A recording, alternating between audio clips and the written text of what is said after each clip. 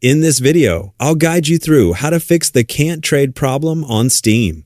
If you're unable to trade items or access the Steam community market, don't worry. This is a common issue that usually comes down to account security settings or temporary trading restrictions. In this guide, I'll walk you through the process step by step so you can identify the cause and get your account ready for trading again. Let's get started. Begin by opening the Steam application on your computer. Whether you're using Windows or Mac OS, launch the app and wait for it to load completely. If you're not already signed in, click the Login button, which is typically located in the upper right corner of the Steam window.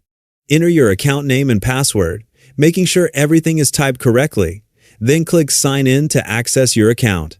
Once you've successfully signed in, you'll arrive at the Steam homepage. From here, move your cursor to the top left corner of the window and click on Steam. A drop-down menu will appear with several options. Select Settings to open Steam's configuration window, where you'll find the account and security options needed for this fix. Inside the Settings window, navigate to the Security section. Here you'll find the option to manage Steam Guard.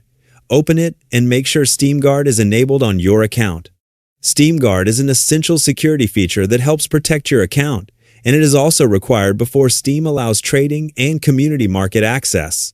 Keep in mind that if you've recently changed your account password or enabled the Steam Mobile Authenticator, Steam automatically places temporary trading restrictions on your account. After changing your password, trading may be unavailable for several days. Likewise, if you've recently added the Mobile Authenticator, your trades may be placed on hold for a short period. These waiting periods are normal and are designed to protect your account from unauthorized activity. Next, confirm that both your email address and your phone number have been verified on your Steam account.